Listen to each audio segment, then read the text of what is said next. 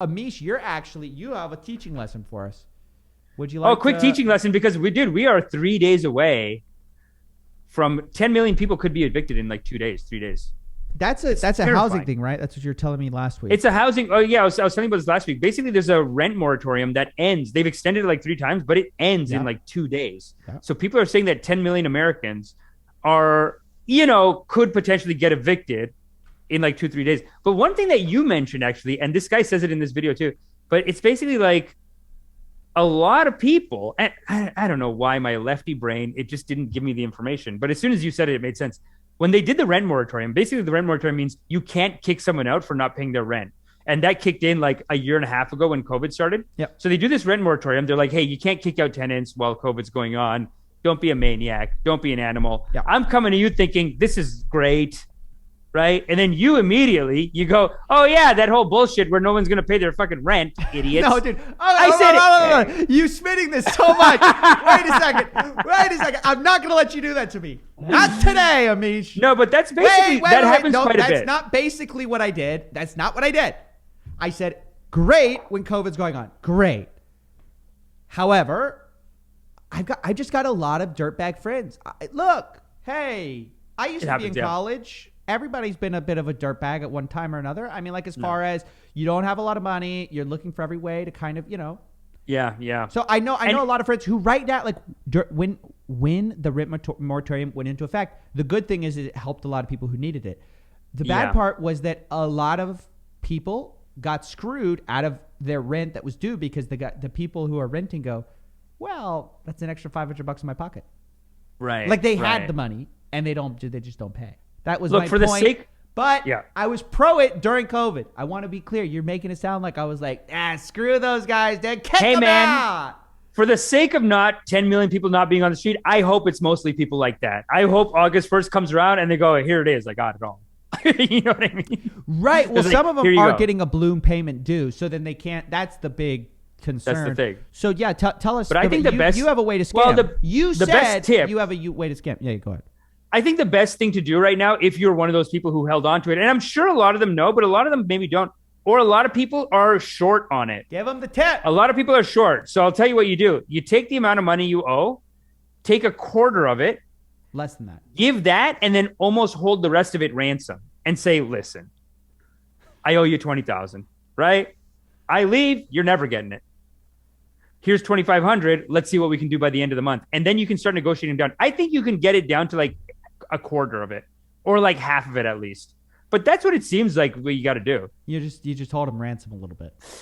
I think that's what they're going to do because, dude, as a guy who owned real estate, I told you this last week, it's like once someone owes you, like someone can go a year and a half. We're talking about like 30, like some of these rents are like $30,000, $40,000. They haven't paid. And let's be honest, right? You've been drinking, you've been partying, you don't got it. Yeah. But it really is a negotiation time where they can. The guy who owns it wants to get their money back. They want to get it. And the only way they're getting it, because I feel like America is just like Canada. You buy real estate in Canada and you rent it out. And then sometimes the tenant gets in there and it's kind of like, remember that pirate movie with Tom Hanks where the guy goes, now I am captain. Hello, I am captain. Not you are not captain. I am captain. Yeah. Dude, there's some tenants that come in hard. They go, I am captain. They say, I am captain. Excuse me. No, my property. This is my property. Like there's people like that. Yeah. There's people that are cutthroat like that. But most people don't do it. And it's crazy that they live in fear of their landlords. Like I know a lot of people that are scared of the landlord. And I'm like, and the landlords are also afraid of their tenants. It's a mutual fear because either one can screw the other. That's the thing. Is the landlord can definitely screw the renter. The renter can screw the landlord. They can, but then some people don't know their rights. So then they go, oh, well, I better pay my rent. Or like if they fall behind a little bit, they go, oh God, what am I going to do? And it's like, this is America. You don't have to pay rent. Okay? We have human rights in this country. There's lots you can do. You start making payments. Have you heard squatting rights? Like, do you know the concept of squatting rights? Dude, in India, the squatting rights, it's on such another level in Bombay. So the it's not exactly squatting rights, but it's similar to this. But Anand was telling me about this. There's people in Bombay, they'll own a mansion. A whole floor of it, someone is living there, and there was a rent moratorium or like a rent lock in Bombay from like 1945 or some shit, like 1950 or something.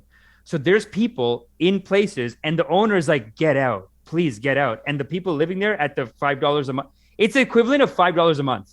And the people living there say, fuck you. Fuck you. And so here's what you got to do.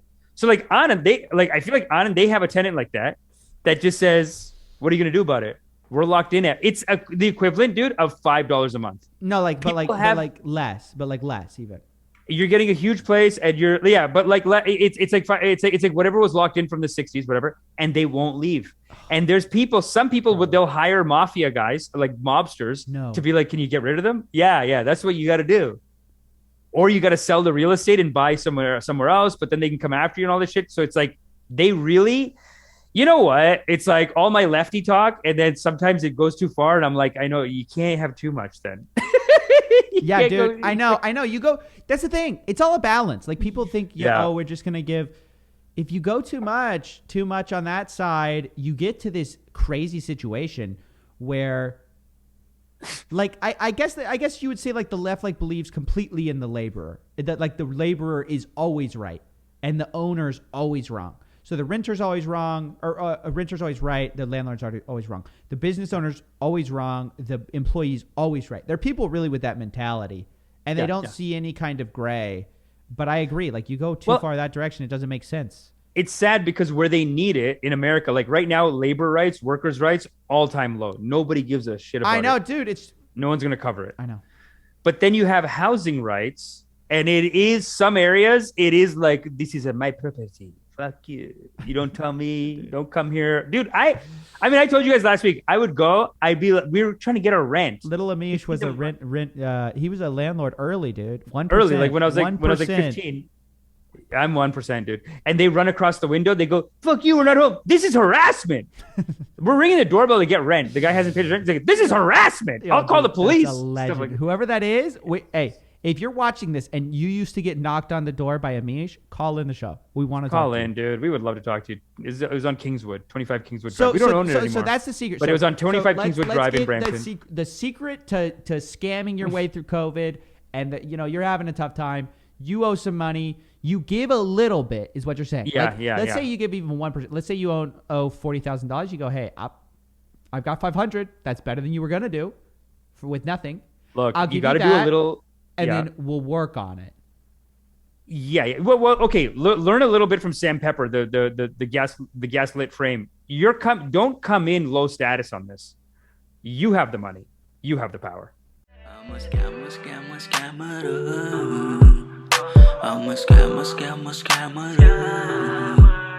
Gonna rip you off, take you down.